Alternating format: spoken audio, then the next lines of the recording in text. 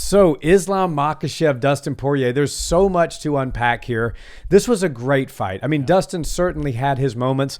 The night belonged to Islam Makhachev, and he looked phenomenal, top to bottom, in every skill set needed to compete in MMA, and specifically the boxing. You know, the one place for me where I thought that Dustin Poirier would have a clear-cut advantage would be if the fight were to take place in boxing range, and Islam showed a willingness to engage in a boxing match with Dustin Poirier, and boy was I wrong about that. Not that Dustin didn't land some great shots, and Islam even made a remark after the fight when he spoke to Dustin like, nobody's ever banged my face up like that. So certainly Dustin Poirier didn't have a poor showing, but Islam just looked so clean and so calculated. Nothing Dustin threw at Islam punches wise went unanswered. Islam was like almost answering back mid-combination with beautiful, well thought out, well-timed combinations of his own. Of course he was looking for those takedowns, but Dustin's a very difficult fighter, and he's a very seasoned veteran. You know, after that first round, Mike Brown said to Dustin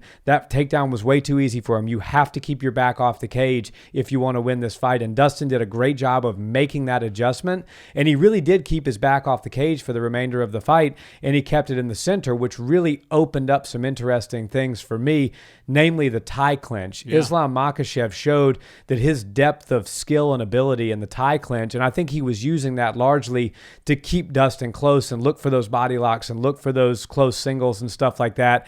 And he did a great job of landing some strikes, some elbows. Dustin landed some good body shots of his own. For sure. Very, very fun, entertaining fight.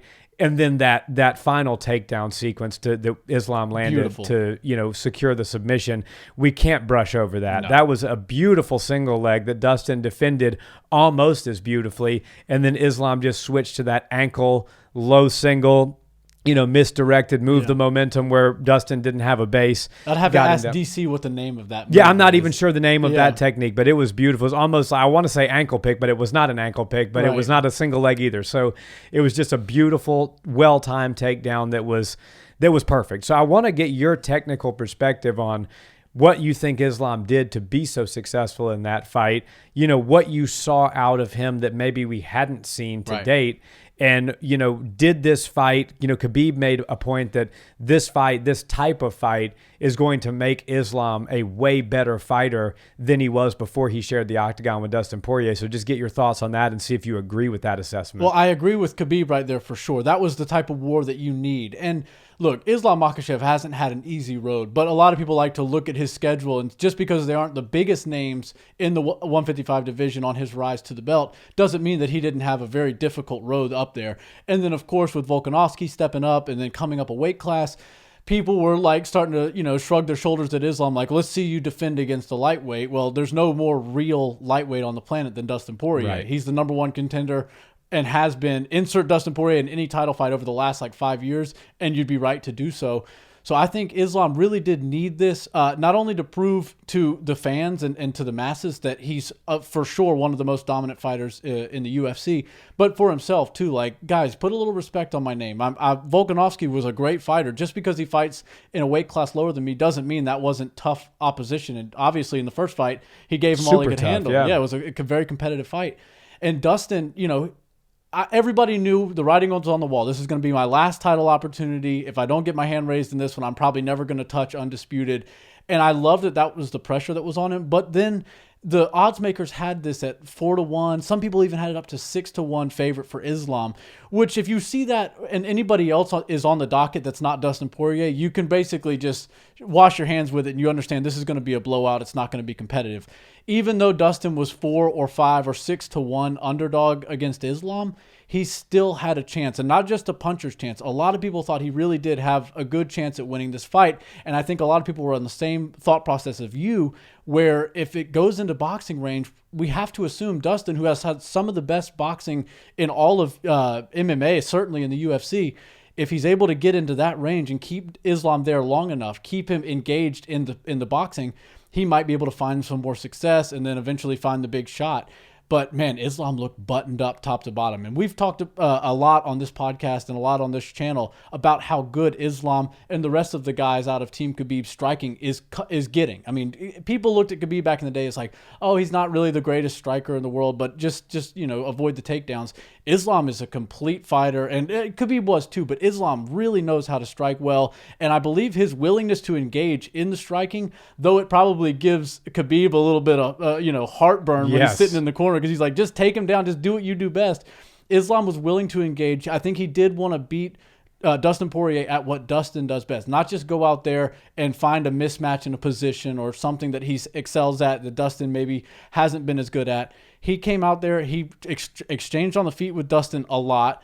He had beautiful takedowns, and of course, when he got the fight to the ground, there was no chance of Dustin getting up. I thought the takedown defense obviously wasn't great in the first round for Dustin, but the what he did when Islam was on his back with a full body lock was nothing short of impressive. I mean, when you have Islam Makhachev with about 3 minutes to work in the first round, so you guys are both completely dry, and he's on your back, body lock, everything cinched up, and he doesn't get the submission, that's got to be a bit of a victory for Dustin. And that's when you started to see the story of this fight unfold. You saw Dustin get a little bit more comfortable. Obviously, he wasn't able to throw the volume that his coaches in his corner were asking for, but he understood there was a precision and an amount of calculation that had to go into every exchange that he was entering in with Islam. And look, there was a lot of opportunities where Dustin could have done more, but until you're in the exact same position that he's in and Islam is 2 feet away from you, it's much easier said than done, right?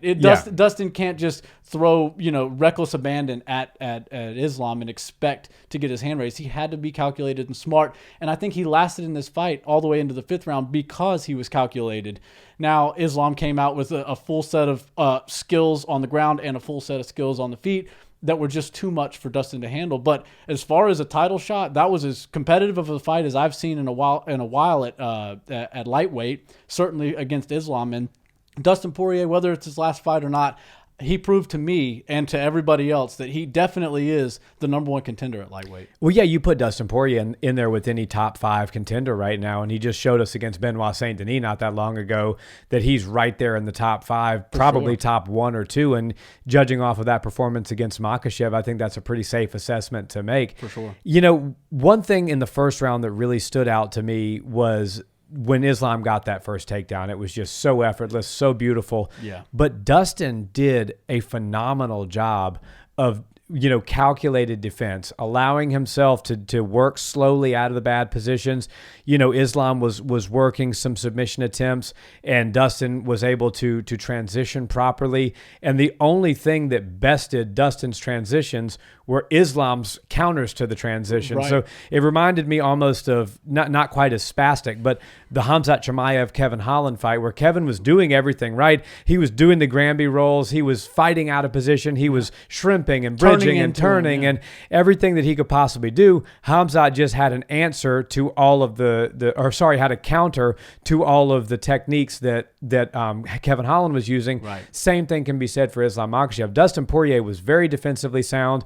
He didn't get submitted in that first round. As you said, there were a couple of times where Islam looked like he may be working an armbar. Yeah. He looked like he may be working that same head and arm triangle that he got Charles Oliveira with, and Dustin did a beautiful job of staying patient and calculated and getting himself out of that. And any other fighter in the UFC, certainly in the 155 division, when Dustin creates those moments of scramble to get out, he would have gotten back to his feet. It just is the fact that Islam has such tremendous pressure in transition that he's almost like a wet blanket. You move here and he's still on top of you. So you want to give you're in mount, and you could be now potentially tapping to a head and arm triangle, but you get out of that. Well, fine, I'll go ahead and take your back and put a body lock in and start to work there. So the transitions of Islam Makhachev on the ground, he's not just a wrestler. People use the word wrestling when they talk about the Dagestani fighters, especially Team Khabib.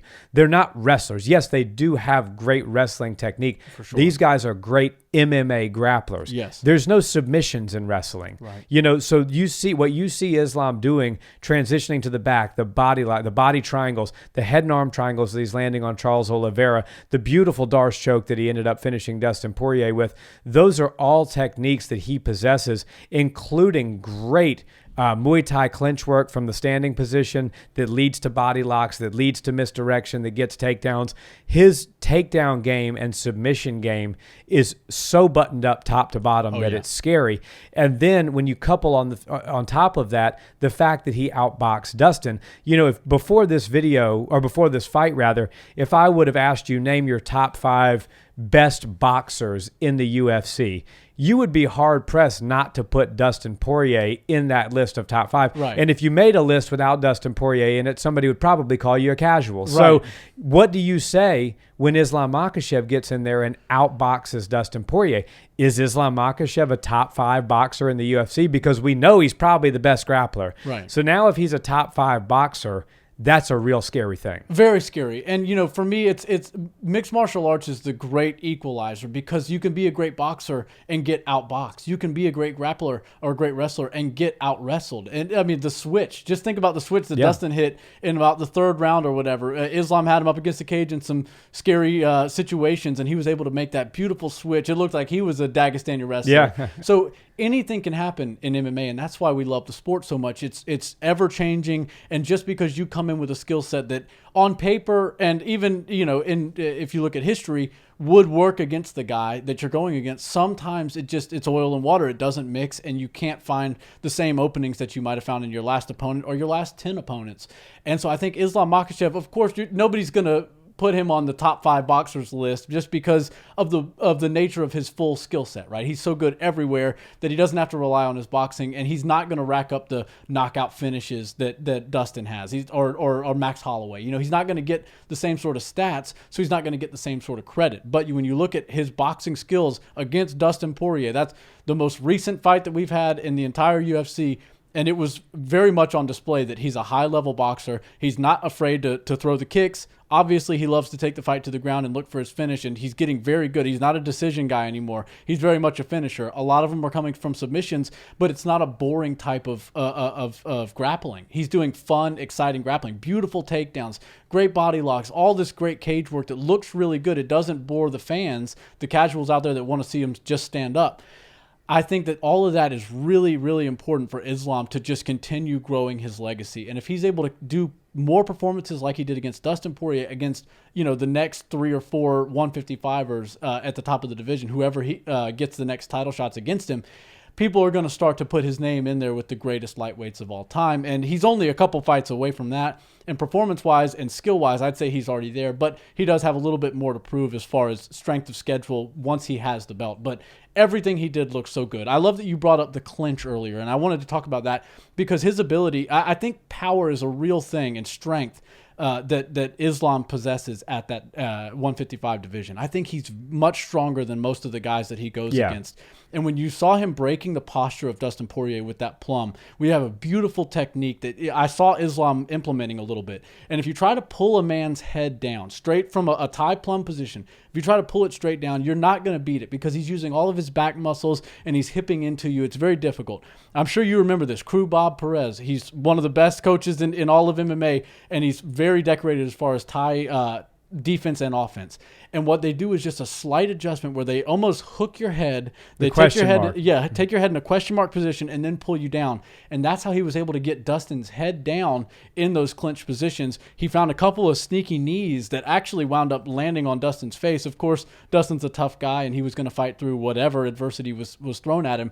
But Islam showed that not only can he fight from outside on the kickboxing range and force you to close the distance into boxing, he can box really well in there. Of course, he's got the grappling, and it seems like his tie game, or his clinch game for that matter, is also very buttoned up and very precise. And not only is he looking to defend in those types of positions, but he's mounting some of his own offense, and it's looking really good right now. So for me, Islam Makhachev is as complete of a mixed martial artist as we have on the roster right now.